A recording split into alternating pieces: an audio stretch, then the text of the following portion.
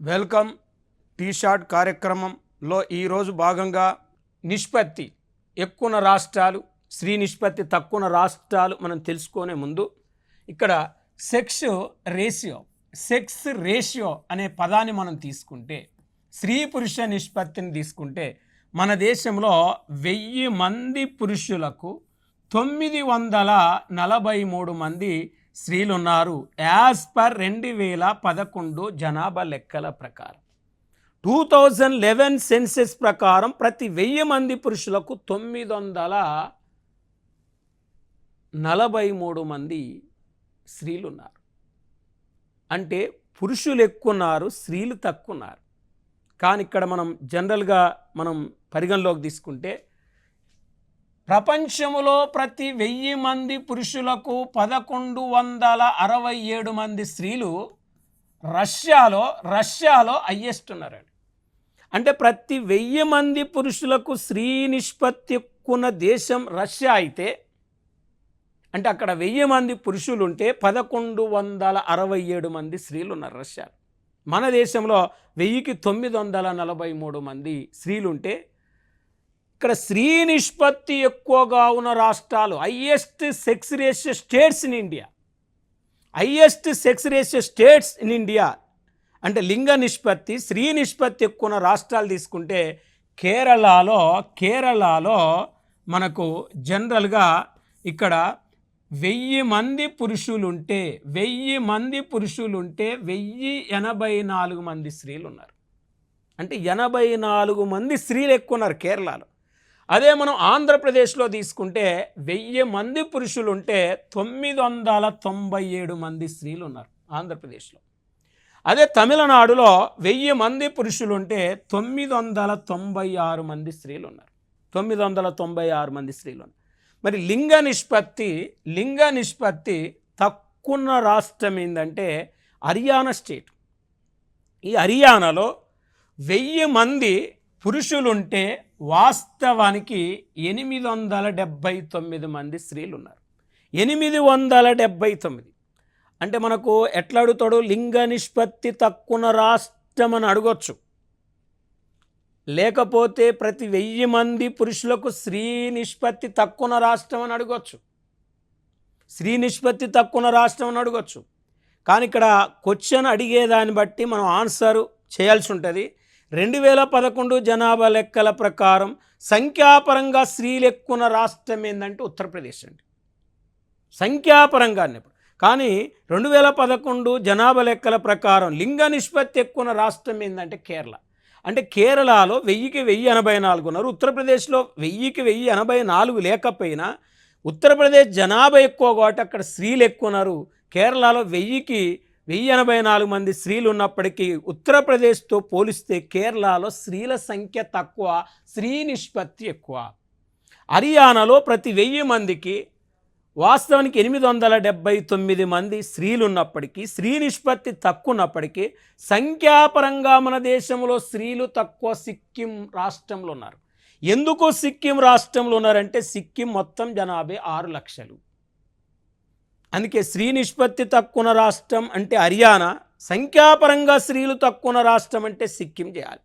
మరి ఇక్కడ హర్యానా తర్వాత స్త్రీ నిష్పత్తి కేవలం సిక్కింలో 1000 మంది ఉంటే 890 మంది స్త్రీలు ఉన్నారండి.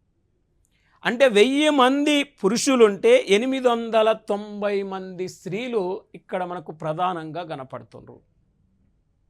మరి ఇక్కడ జనరల్గా తీసుకుంటే ఇది ఇక స్త్రీ నిష్పత్తి మనకు జనరల్గా ఒకసారి పరిగణలోకి తీసుకుంటే మన దేశంలో వాస్తవానికి స్త్రీ నిష్పత్తి ఎక్కువగా ఉన్న కేంద్రపాలిత ప్రాంతం ఏంటంటారండి పాండిచ్చేరి అనే కేంద్రపాలిత ప్రాంతంలో, అంటే తమిళనాడు రాష్ట్రంలో ఉన్న పాండిచ్చేరి అనే కేంద్రపాలిత ప్రాంతంలో 1000 మంది పురుషులుంటే 1037 మంది స్త్రీలు ఉన్నారు. అంటే స్త్రీ నిష్పత్తి ఎక్కువ ఉన్న కేంద్రపాలిత ప్రాంతం పాండిచ్చేరి, స్త్రీ నిష్పత్తి తక్కువ ఉన్న కేంద్రపాలిత ప్రాంతం అంటే డయ్యూ డామన్ యాజ్ పర్ 2011 ప్రకారం. అంటే ఇప్పుడు డయ్యూ డామన్ అనేది ఇప్పుడు ప్రజెంట్ లేదు, దాద్రా నగర్ హవేలీలో కలిపినప్పటికీ యాజ్ పర్ 2011 ప్రకారం పాండిచ్చేరిలో ఎక్కువ 1000 మంది పురుషులుంటే 1037 మంది స్త్రీలుంటే అదే డయూడామన్ అనే కేంద్రపాలిత ప్రాంతంలో 1000 మంది పురుషులు ఉంటే 618 మాత్రమే స్త్రీలు ఉన్నారు. యాజ్ పర్ 2011 జనాభా లెక్కల ప్రకారం అని చెప్తున్నాం. నెక్స్ట్ మనం పరిగణలోకి తీసుకుంటే జనాభా వృద్ధి రేటు, పాపులేషన్ గ్రోత్ రేటు. అంటే జనాభా వృద్ధి రేటును మనం పరిగణలోకి తీసుకుంటే ఎట్లా కనుక్కుంటారు జనాభా వృద్ధి రేటునంటే, ఫస్ట్ మనం వాస్తవానికి జనాభా పెరుగుదలను కనుక్కోవాలి. జనాభా పెరుగుదలను కనుక్కోవాలంటే దానికి ఫార్ములా ప్రస్తుత జనాభా నుంచి ఏం చేయాలంటే గత సంవత్సరపు జనాభాను తీసేయాలి. గత సంవత్సరపు జనాభాను తీసేయాలి. ప్రస్తుత జనాభా నుంచి గత సంవత్సరపు జనాభాను తీసేయాలి. తీసేసి గత సంవత్సరపు జనాభా చేత భాగించాలి.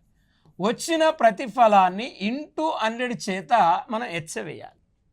అంటే చూడండి, జనాభా పెరుగుదలను మనం ఎట్లా గుర్తిస్తాం అంటే యాజ్ పర్ 2011 జనాభా లెక్కలకి వెళ్ళి 2001 జనాభా లెక్కలను తీసేసి 2001 జనాభా లెక్కల చేత భాగించి వచ్చిన ప్రతిఫలాన్ని 100 చేత ఎచ్చవేస్తే జనాభా పెరుగుదల వస్తుంది. జనాభా పెరుగుదలను R/N ఇంటూ ఇక్కడ 100 వేయాలి. వేస్తే మనం 10 సంవత్సరాలు అంటే R అంటే జనాభా పెరుగుదల, N అంటే నెంబర్ ఆఫ్ ఇయర్స్ తీసుకోవాలి.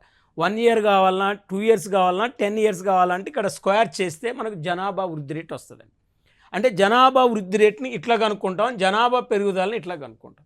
మనకు జనాభా వృద్ధి రేటు యాజ్ పర్ 2001 జనాభా లెక్కల చూస్తే 21 పాయింట్ అంటే 2001 ప్రకారం జనాభా వృద్ధి రేటు 21.34% అయితే 2011 ప్రకారం 17.64%. అంటే 2001తో పోలిస్తే 2011 నాటికి మన దేశంలో జనాభా వృద్ధి రేటు తగ్గింది. కానీ జనాభా వృద్ధి రేటు తగ్గింది కానీ మైనస్లోకి వెళ్ళలేదు. కానీ భారతదేశ చరిత్రలో జనాభా వృద్ధి రేటు అనేది మైనస్ అంటే రుణాత్మకంగా ఎప్పుడైంది అంటే 1921 సంవత్సరంలో. 1921 సంవత్సరంలో అంటే ఇక్కడ ప్రధానంగా 1921ని భారతదేశ చరిత్రలో గొప్ప విభాజక సంవత్సరం అంటారు. ఎందుకు గ్రేట్ డివైడింగ్ ఇయర్ ఇన్ 2009 అంటే 1921 ఇన్ గ్రేట్ డివైడింగ్ ఇయర్ అంటే 1921ని భారతదేశ చరిత్రలో గొప్ప విభాజక సంవత్సరం అని ఎందుకు అంటారంటే, ఆ సంవత్సరం పుట్టిన వాళ్ళకంటే మరణించిన వాళ్ళు ఎక్కువ ఉన్నారు. అంటే జనన రేటు కంటే మరణ రేటు అనేది ఎక్కువగా ఉంది. అంటే కారణం జనన రేటు కంటే మరణ రేటు ఎందుకు ఎక్కువ ఉందంటే, ఇక్కడ 1921లో ఇన్ఫ్లుయెంజా అనే ఒక వైరస్ వచ్చి, ఇన్ఫ్లుయెంజా, ఆ వైరస్ పేరు ఇన్ఫ్లుయెంజా అనే ఒక వైరస్ వచ్చి ఆ సంవత్సరం పుట్టిన వాళ్ళకంటే మరణించిన వాళ్ళు ఎక్కువ ఉన్నారు. కాబట్టి భారతదేశ చరిత్రలో గొప్ప విభాజక సంవత్సరంగా 1921 పిలుస్తారు. కానీ మరి 2020 సంవత్సరం 2021 సంవత్సరాన్ని మనం గొప్ప విభాజక సంవత్సరం అని పిలువం. మరి ఈ 2021లో కూడా వైరస్ అనేది వచ్చింది, కరోనా వైరస్ వచ్చింది.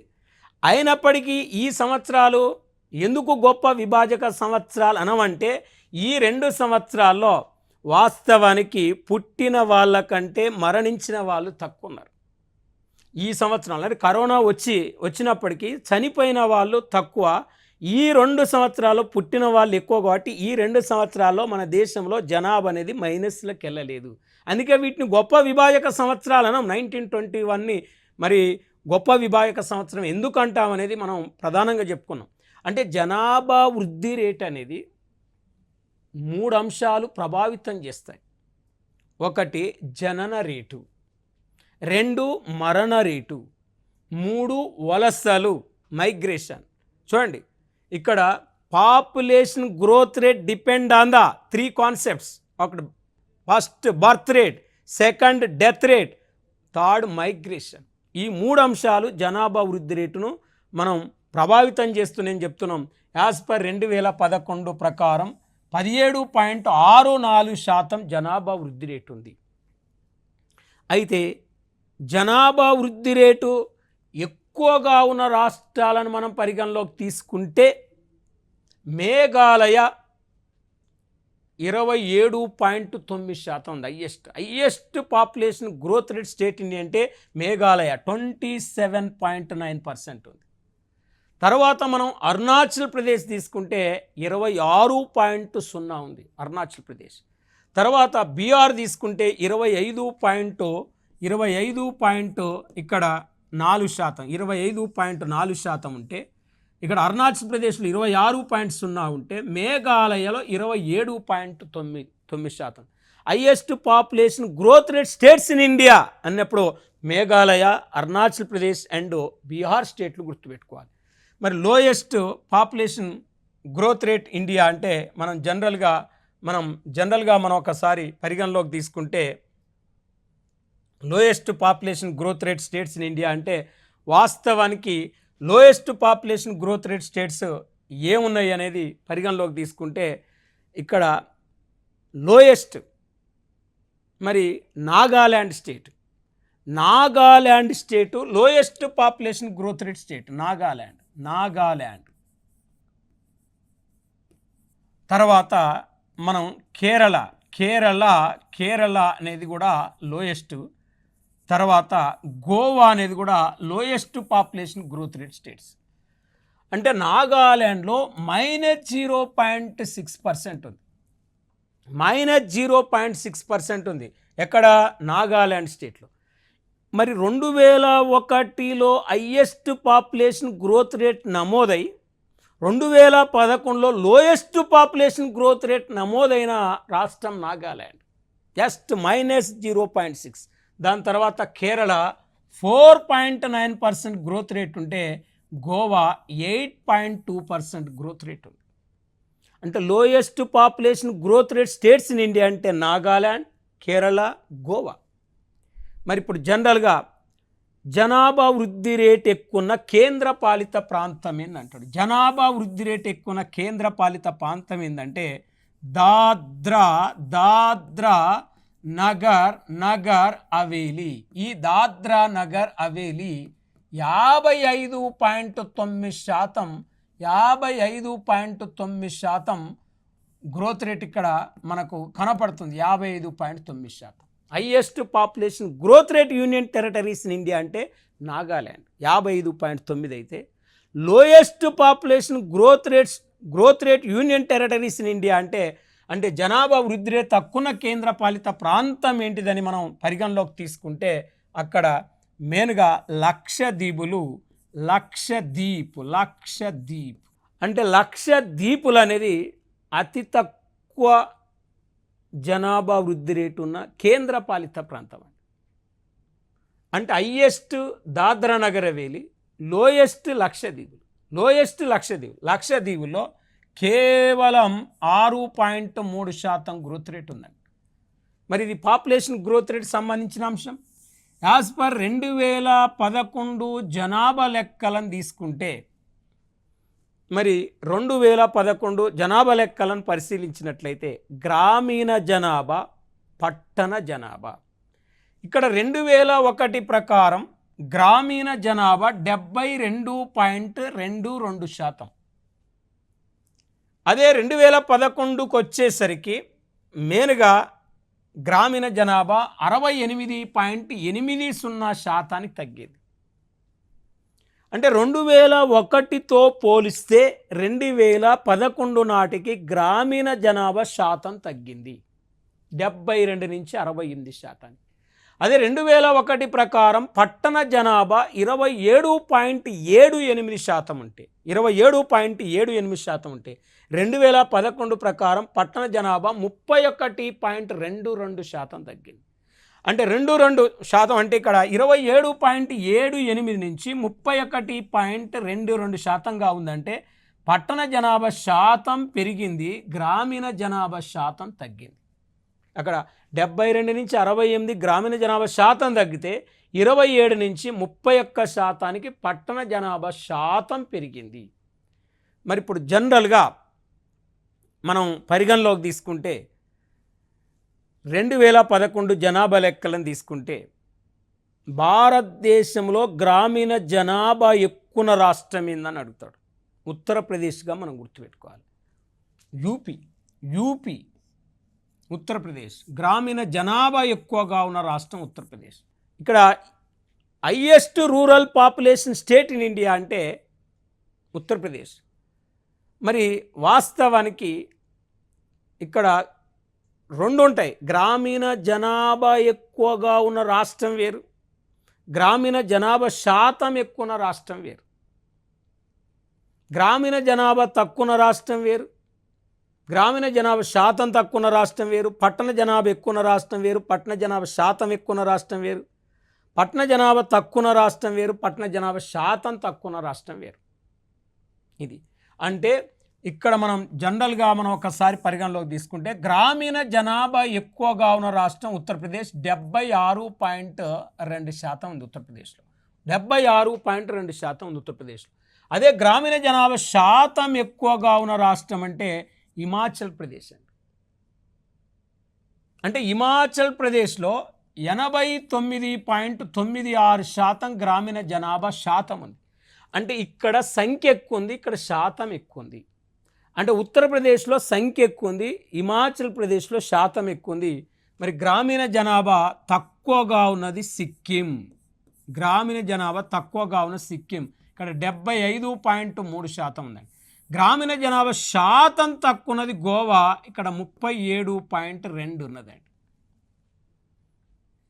37.2 ఉన్నది. అంటే యూపీ గ్రామీణ జనాభా ఎక్కువ ఉన్న రాష్ట్రం, హిమాచల్ ప్రదేశ్ గ్రామీణ జనాభా శాతం ఎక్కువ ఉన్న రాష్ట్రం, సిక్కిం గ్రామీణ జనాభా తక్కువ ఉన్న రాష్ట్రం, గోవా గ్రామీణ జనాభా శాతం తక్కువ ఉన్న రాష్ట్రం.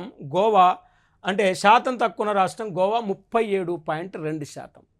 మరి ఇక్కడ పట్టణ జనాభా ఎక్కువగా ఉన్న రాష్ట్రం వాస్తవానికి మహారాష్ట్ర 45.23 ఉంటే అంటే పట్టణ జనాభా శాతం ఎక్కువ ఉన్న రాష్ట్రం గోవా 62.8% ఉందండి.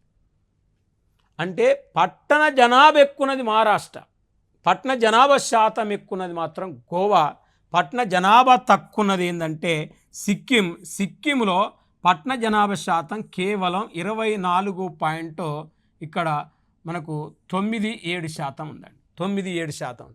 కానీ పట్టణ జనాభా శాతం తక్కువ ఉన్నది హిమాచల్ ప్రదేశ్ రాష్ట్రంలో కేవలం 10.04% ఉన్నాయి. 10.04% ఉన్నాయి. మరి ఇది జనరల్గా మనం గుర్తుపెట్టుకోవాల్సిన పాయింట్. అయితే ఇక్కడ మనకు మేజర్గా మన దేశంలో పట్టణ జనాభా ఎక్కువన్నది మహారాష్ట్ర, పట్టణ జనాభా శాతం ఎక్కువన్నది గోవా, పట్టణాలు ఎక్కువన్నది తమిళనాడు. తమిళనాడులో పట్టణాలు ఎక్కువన్నాయి. తమిళనాడు తర్వాత ఉత్తరప్రదేశ్లో పట్టణాలు ఎక్కువన్నాయి. ఉత్తరప్రదేశ్ తర్వాత మధ్యప్రదేశ్లో పట్టణాలు ఎక్కువన్నాయి. అంటే చూడండి, పట్టణాలు ఎక్కువన్నది తమిళనాడు, ఉత్తరప్రదేశ్ అండ్ మధ్యప్రదేశ్. పట్టణ జనాభా ఎక్కువన్నది మహారాష్ట్ర, పట్టణ జనాభా శాతం ఎక్కువన్నది గోవా. ఇప్పుడు మనం జనరల్గా తీసుకుంటే మెగా సిటీలు వేరు, మెట్రోపాలిటన్ సిటీస్ వేరు. అంటే 50 లక్షల జనాభా దాటితే దాన్ని మెగా సిటీ అంటాం, 10 లక్షల జనాభా దాటితే మెట్రోపాలిటన్ సిటీ అంటాం. యాజ్ పర్ 2011 ప్రకారం మన దేశంలో 53 మెట్రోపాలిటన్ సిటీస్ ఉంటే 2001 ప్రకారం 35 ఉంటే ఈ 10 ఇయర్స్లో మన దేశంలో 18 మెట్రోపాలిటన్ సిటీస్ పెరిగినాయి. మెట్రోపాలిటన్ సిటీస్ ఎక్కువగా ఉన్న రాష్ట్రం ఏంటంటే కేరళలో వాస్తవానికి 7 మెట్రోపాలిటన్ సిటీస్ ఉన్నాయి. 7 మెట్రోపాలిటన్ సిటీస్ ఉన్నాయి. ఇది గుర్తుపెట్టుకోవాలి. కేరళ తర్వాత ఉత్తరప్రదేశ్ రాష్ట్రంలో 5 మెట్రోపాలిటన్ సిటీస్ ఉంటే తెలంగాణ రాష్ట్రంలో హైదరాబాద్ మాత్రమే ఒక్కటే మెట్రోపాలిటన్ సిటీ. ఇది 10 లక్షల జనాభా దాటిన నగరం. ఇది మెట్రోపాలిటన్ సిటీ, ఇది మెగా సిటీగా మనం చెప్పొచ్చు. మరి చాలామంది కన్ఫ్యూజ్ అయ్యి మెట్రోపాలిటన్ సిటీస్ ఎక్కువగా ఉన్న రాష్ట్రం ఉత్తరప్రదేశ్, మహారాష్ట్ర, వెస్ట్ బెంగాల్కి వెళ్తారు కాబట్టి కేరళలో 7 మెట్రోపాలిటన్ సిటీస్ ఉన్నాయండి. మరి నెక్స్ట్ మెగా సిటీ అంటే వాస్తవానికి 5 మిలియన్లు 50 లక్షల జనాభా దాటిన నగరం అండి. 2001 ప్రకారం మెగా సిటీలు 6 ఉంటే 2011 ప్రకారం 8 ఉన్నాయి. ఈ 10 ఇయర్స్లో 2 మెగా సిటీలు పెరిగినాయి. ఢిల్లీ, బొంబాయి, కలకత్తా, మరి చెన్నై, బెంగళూరు, హైదరాబాద్, అహ్మదాబాద్, పూణే. యాజ్ పర్ 2011 జనాభా లెక్కల ప్రకారం అయితే ఫస్ట్ ముంబై, 2 ఢిల్లీ, 3 కలకత్తా, 4 చెన్నై, 5 బెంగళూరు, 6 హైదరాబాద్, 7 అహ్మదాబాద్, 8 పూణే. ఈ 3 మెగా సిటీలు. వాస్తవానికి మెగా సిటీలు మహారాష్ట్ర స్టేట్లో 2 ఉన్నాయి. Bombay mega city, Pune mega city. 8 mega సిటీలు, 53 మెట్రోపాలిటన్ సిటీస్ ఇండియాలో ఉన్నాయి. నెక్స్ట్ మనం తీసుకుంటే ఇక్కడ అత్యధిక పట్టణ జనాభా గల కేంద్రపాలిత ప్రాంతం అన్నప్పుడు ఢిల్లీని మనం తీసుకోవాలి. 97.5% పట్టణ జనాభా కేంద్రపాలిత ప్రాంతమైన ఢిల్లీలో ఉంటే, అత్యల్ప పట్టణ జనాభా గల కేంద్రపాలిత ప్రాంతం దాద్రా నగర్ హవేలీలో 22.9%. Lowest urban population union territories అంటే దాద్రా నగర్ హవేలీగా మనం గుర్తుపెట్టుకోవాలి, 22.9%. నెక్స్ట్ 2011 జనాభా లెక్కల ప్రకారం 16.6% అంటే షెడ్యూల్ కులాల జనాభా ఉంది. 201 మిలియన్లు షెడ్యూల్ కులాల జనాభా ఉందండి. మరి వాస్తవానికి ఈ 201 మిలియన్లను మనం భారతదేశ జనాభా 1210 మిలియన్ల చేత భాగిస్తే ఈ 16.6% వస్తుంది. మనకి 16.6% వస్తుంది. అంటే వాస్తవానికి భారతదేశ జనాభాలో 16.6% ఎస్సీ జనాభా ఉంది. ఈ ఎస్సీ జనాభా ఎక్కువ రాష్ట్రాలు ఉత్తరప్రదేశ్, వెస్ట్ బెంగాల్, బీహార్. ఉత్తరప్రదేశ్, వెస్ట్ బెంగాల్, బీహార్ స్టేట్లో ఉంది. ఇక్కడ 4,12,00,000 ఉంటే ఇక్కడ 2,14,00,000 ఉంటే ఇక్కడ 1,65,00,000 ఉంది. అంటే ఎస్టీ జనాభా ఎక్కున్నది ఉత్తరప్రదేశ్ అయితే, అంటే ఎస్సీ జనాభా ఎక్కున్నది, ఎస్సీ షెడ్యూల్ కులాల జనాభా ఎక్కున్నది ఉత్తరప్రదేశ్ అయితే, ఎస్సీల జనాభా శాతం ఎక్కువగా ఉన్న రాష్ట్రం ఏంటంటే పంజాబ్.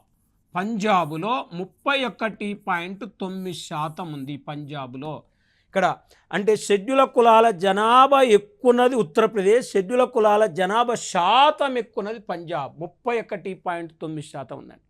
మరి ఈ షెడ్యూల్ కులాల వాస్తవానికి మనం జనరల్గా చూస్తే షెడ్యూల్ కులాల జనాభా లేని రాష్ట్రాలు జనరల్గా మనకు మేజర్గా అరుణాచల్ ప్రదేశ్ రాష్ట్రంలో లేదు, నాగాల్యాండ్ స్టేట్లో లేదు.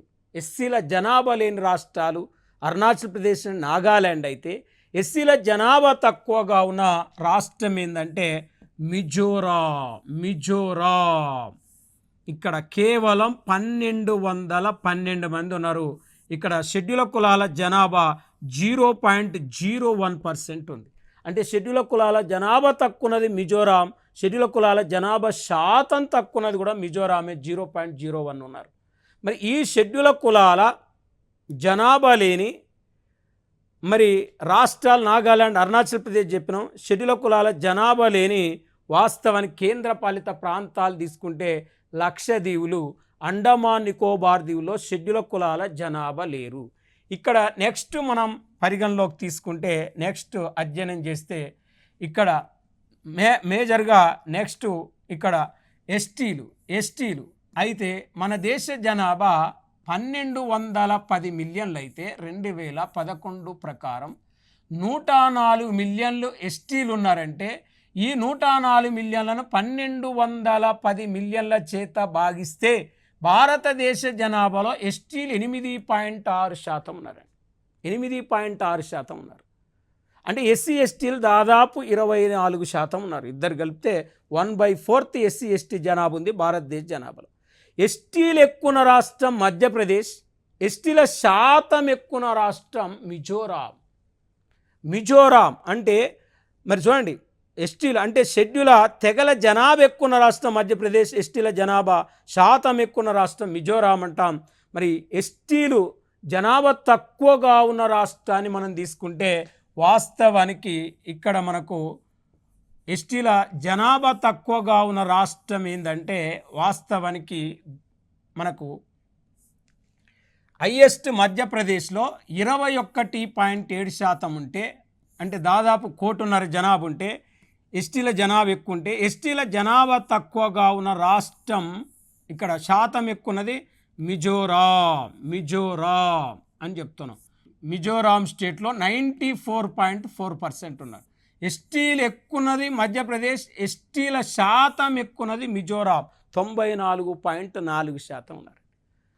మరి ఎస్టీల జనాభా తక్కువగా ఉన్న రాష్ట్రం గోవాలో 10.2 ఉంటే ఎస్టీల జనాభా శాతం తక్కువ ఉన్నది ఉత్తరప్రదేశ్, ఇక్కడ వాస్తవానికి 0.6% ఉన్నారు.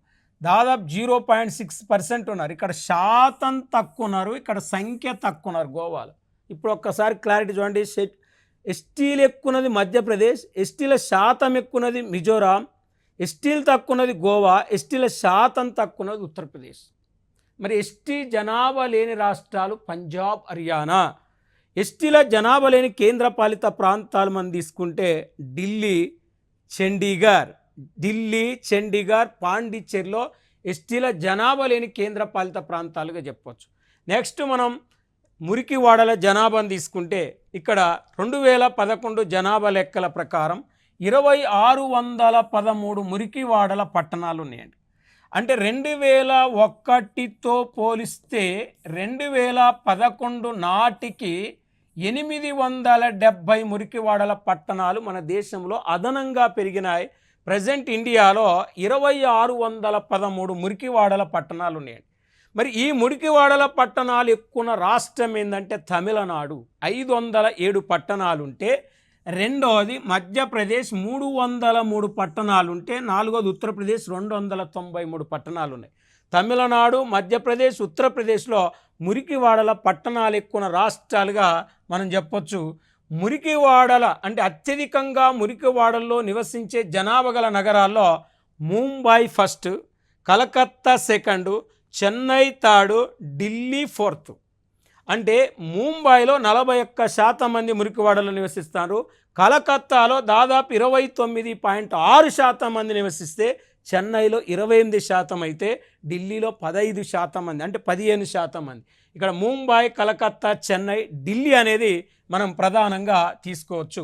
ఇక లాస్ట్ మతాల వారి జనాభాను పరిగణలో తీసుకుంటే మన దేశ జనాభాలో హిందూ మత శాతం 79.8 ఉంది, ముస్లిం మతం 14.2% ఉన్నారు, క్రైస్తవ మతం 2.3% ఉన్నారు, సిక్కులు 1.7% ఉంటే, బౌద్ధులు 0.7% ఉంటే, జైనులు 0.4% ఉన్నారు.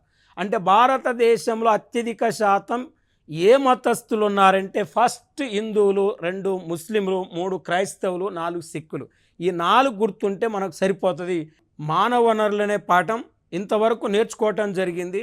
నెక్స్ట్ టాపిక్ మనం నెక్స్ట్ క్లాస్లో నేర్చుకుందాం.